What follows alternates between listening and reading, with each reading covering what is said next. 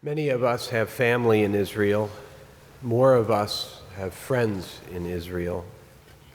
All of us have representation in Israel of the values that we hold true through the Israel Movement for Reform and Progressive Judaism, whose 54 congregations around the country embrace an egalitarian, open vision of Jewish life that continues to resonate with increasing numbers of Israelis, particularly as the government has shifted rightward toward a narrow fundamentalism. And that is why, for many decades, Temple Emanu-El has supported the Israel Movement for Reform and Progressive Judaism through our philanthropic fund. The IMPJ, as it is called, not only supports its own synagogue communities, but it advocates and litigates to release religious life from the grip of the ultra-Orthodox Rabbanut for the benefit of all Israelis. It was deeply involved in last year's protests against the effort to undermine the courts, and since October 7th, its congregations and clergy have taken up frontline positions in the care of so many deeply and tragically impacted by Hamas's brutal assault. And they continue to hold out hope for a vision of peace with the Palestinian people. One of those wonderful clergy is our friend, Rabbi Gabby Dagan, of Reform Congregation Or Chadash in Haifa, one of Israel's very first Reform synagogues, and a community that reflects the dynamism and rich pluralism of its city, including its commitment to Jewish-Arab partnership. Rabbi Dagan has served as a Reform rabbi in Haifa for the last 14 years. Born in northern Israel to a traditional Moroccan-Iranian Orthodox family, Gabby was educated within the Orthodox stream of the Israeli education system in a B'nai Akiva yeshiva. Following his army service as a religious affairs officer, Gabby left the Orthodox community for academic studies. He earned a BA from Haifa University in sociology, anthropology, and politics, and an MA in Jewish history from Haifa University, too. He spoke to us last year at this time, and it is a joy to welcome him back to Temple Emanu-El. Please welcome Rabbi Gabby Dagan.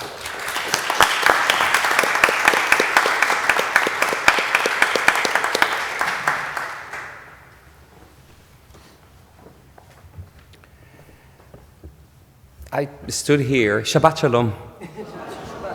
I stood here last year with my open sentence, my heart is in the east, and yet here I am standing here at the end of the west. And I feel the same way this Shabbat. Thank you so much for having me here with you. It's an honor and a privilege. We were days before our local municipal election in Israel. In the midst of raging protests against the government-planned judicial revolution that will potentially change the face of Israel. It was the center of our concerns. How little did we know? We were dancing at Or Chadash Simchat Torah with local candidates as Rabbi Naama and myself were proud of the work we have done in making liberal Judaism important to our local politics, while having every single candidate at our shul wanting to take a picture with the Torah and with a male, but mostly with a female rabbi. We have done it, we thought. How little did we know? After dancing our feet off and saving strength for the next day's dancing, we went home to celebrate the holiday with our families. It was the 22nd day of Tishrei, October 6th. We have all changed on October 7 on many levels. Our Israeli and Jewish existence have taken a turn. I grew up to believe this will never happen again to the Jewish people because we are strong. But it did. Fiercely and brutally. How little did we know? We felt weak. and exposed and helpless. We cried and mourned for weeks and months as the 7th of October became the Shiva of October, a very long Shiva. In the following chaotic days, we started getting news about our friends and families who had died as well as survived, a terminology we are using from a different time in our history. 38 young adults of our community were immediately drafted, leaving their parents, wives, and husbands and children, and going to defend our country and bring home the hostages. We had many others serving in active duty, including my son. After not knowing how to hold the pain and the tears, we went on a doing mode. Joining in with several organizations, on October 8th, we cleared Or Hadash's parking lot and started putting tables and sending messages all around to bring basic equipment for families who lost everything. It soon expanded to soldiers and evacuees from the north. In a matter of days, our synagogue became one of the largest distribution centers of food, clothes, toys, blankets, water, batteries, military vests, and more. It was all dependent on the spirit of the people to replace what our country, our government, failed to provide at that time. The quiet road of our synagogue at Handke 55th Street in Haifa became one of the most busiest roads in the city of Haifa.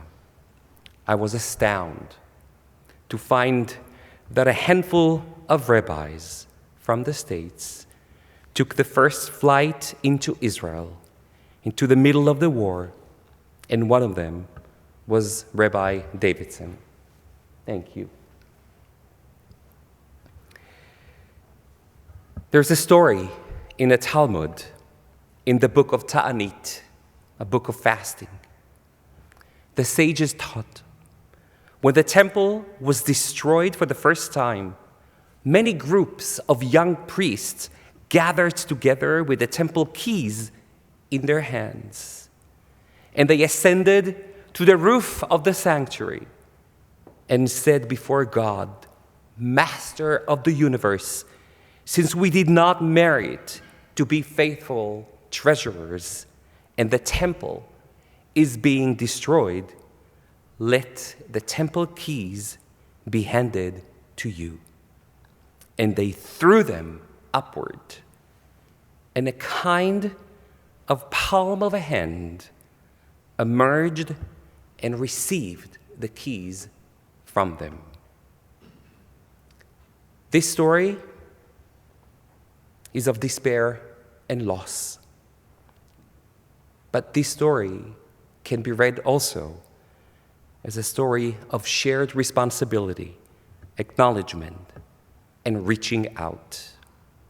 While we were all in our horrible, hopeless reality, you have reached out to us, holding our keys while we believed we have lost our home, supporting us while no one did, and holding them when it was not an easy thing to do, and still not an easy thing to do.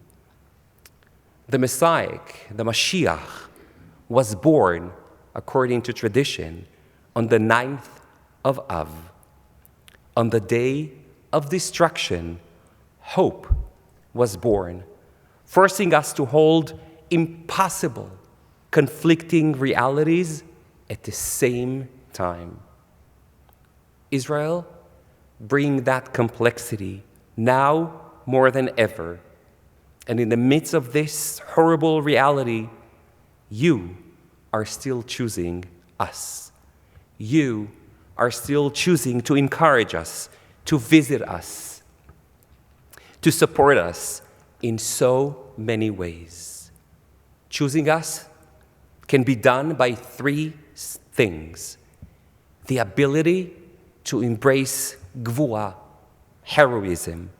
And heroism is measured mostly in times of hopelessness. The ability to love, and especially the ability to love others. Just like Rabbi Akiva, who said after watching the destruction of the temple, "Ve'ahavta lere'acha kamocha," you shall love your friend, your neighbor, like yourself. And the third is the ability to hold the future, the vision, and the hope.